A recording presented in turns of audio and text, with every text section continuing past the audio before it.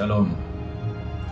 Pouvez-vous imaginer un monde où personne n'est pauvre, un monde sans pauvreté physique, un monde où aucun enfant ne souffrirait d'un retard de croissance dû à la faim?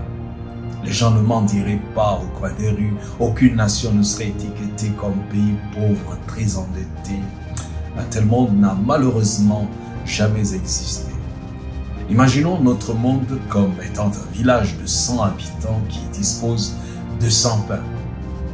Alors 15 villageois possèdent à eux seuls 85 pains et 85 habitants se battent sur 15 pains.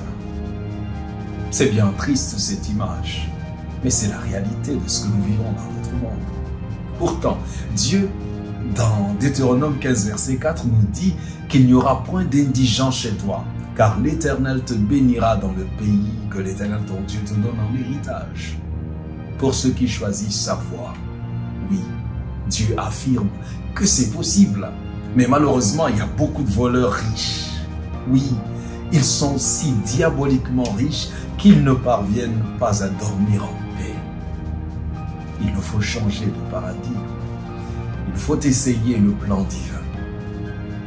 Brennan Manning, dans son ouvrage The Ragamuffin Gospel, raconte cette expérience et l'histoire de Fiorello LaGuardia, un ancien maire de New York dans les années de la Grande Dépression. Ce maire était une personne exceptionnelle parce qu'il avait l'habitude d'accompagner les pompiers de la ville de New York dans leurs opérations. Il faisait des descentes dans les bars clandestins avec la police new-yorkaise et puis il amenait des orphelinats entiers assister à des matchs de baseball et payer pour eux. Et lorsque les journaux new-yorkais, par exemple, rentraient en grève, il passait à la radio et lisait les bandes dessinées du week-end aux enfants. Par une nuit de froid glacial, en janvier 1935, le maire s'est présenté au tribunal de nuit qui desservait l'un des quartiers les plus pauvres de la ville. LaGuardia a congédié le juge pour la soirée et s'est installé lui-même dans le fauteuil de juge. En quelques minutes, juste après, il y a une dame, une vieille femme en lambeaux qui est amenée devant lui. Elle était accusée d'avoir volé une miche de pain. Elle a dit à LaGuardia que le mari de sa fille avait abandonné sa fille qui était elle-même malade avec 2 petits-enfants affamés. Mais le commerçant chez qui le pain avait été volé ne voulait rien entendre. Il a refusé catégoriquement d'abandonner les charges. Alors, il dit au juge, à monsieur le maire, c'est un très mauvais quartier, votre honneur. Il faut punir cette dame pour servir de leçon à toute personne comme elle dans le quartier. LaGuardia a soupiré et s'est tourné vers la vieille femme. Il a dit, je dois vous punir, madame. La loi ne fait aucune exception. Donc 10 $ ou 10 jours de prison. Et alors même qu'il prononçait ce verdict, cette sentence, le maire était déjà en train de fouiller dans sa poche. Et là, il a extrait un billet et l'a jeté dans son célèbre sombrero en disant « Voici l'amende de 10 $ que je remets maintenant. Et en outre, je vais infliger une amende de 50 centimes, 50 cents à chaque personne ici présente dans cette salle d'audience, pour avoir vécu dans une ville où une personne doit voler du pain pour pouvoir nourrir ses petits-enfants. Monsieur l'huissier, collectez les amendes et remettez-les à l'accusé. » Et si le lendemain, les journaux de New York ont rapporté que 47 $ 50 cents ont été remis à la vieille dame désemparée. Et au nombre de ceux qui avaient été frappés par cette amende, il y avait le commerçant qui a dû verser ses 50 centimes et plein d'autres personnes qui étaient présentes.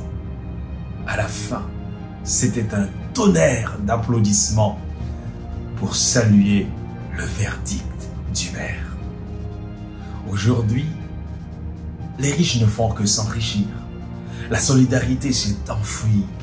La malhonnêteté s'est installée. Les pilleurs sont aux affaires. Mais je continue de croire que le travail doit être encouragé. L'enrichissement illicite et facile doit être combattu. Les pauvres paresseux doivent cesser de manger. Parce que celui qui ne travaille pas ne doit pas non plus manger, c'est ce que la Bible dit. Les parasites qui sont en santé doivent se prendre en main. Et ceux qui sont enchaînés dans la disette par les forces occultes peuvent venir à Jésus. Il brise les alliances et il bénit. Il ne s'agit pas de donner du poisson, mais d'apprendre à pêcher. Dans Deutéronome 15, verset 6 à 11, Dieu dit ceci: l'Éternel ton Dieu te bénira comme il te l'a dit. Tu prêteras à beaucoup de nations et tu n'emprunteras jamais. Tu domineras sur beaucoup de nations. Elles ne domineront jamais sur toi.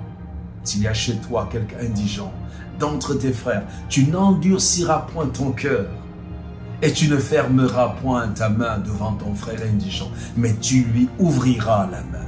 Tu lui prêteras de quoi pourvoir à ses besoins.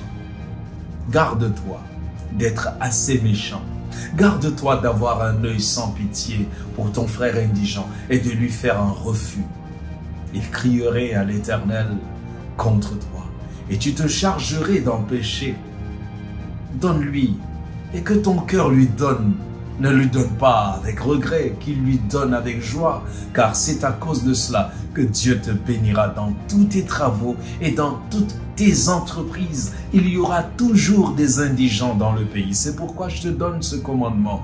Tu ouvriras ta main à ton frère, au pauvre et à l'indigent dans ton pays.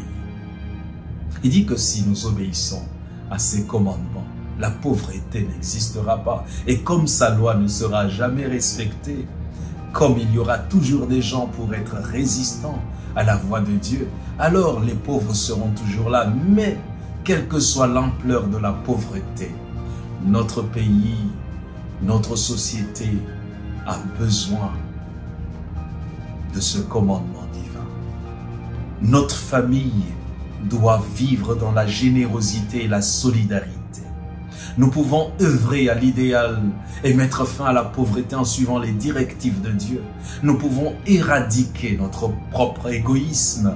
Oui, commençons par là. Œuvrons pour des systèmes plus justes et soyons généreux avec nos frères et sœurs, avec nos voisins. Bien évidemment, allons à la source de cet appauvrissement et combattons la pauvreté avec ceux qui sont autour de nous. Comment allez-vous faire preuve de générosité aujourd'hui? Si tu demandes à Dieu la grâce de t'utiliser comme un instrument pour combattre la pauvreté, alors il te donnera cette force, il te remplira de cette grâce et tu seras une bénédiction pour ta famille. Que Dieu te bénisse. Que Dieu remplisse ton grenier et qu'il pourvoie à tous tes besoins selon l'immensité de sa grâce. Qu'ainsi tu viennes en aide aux plus pauvres. Que Dieu te bénisse.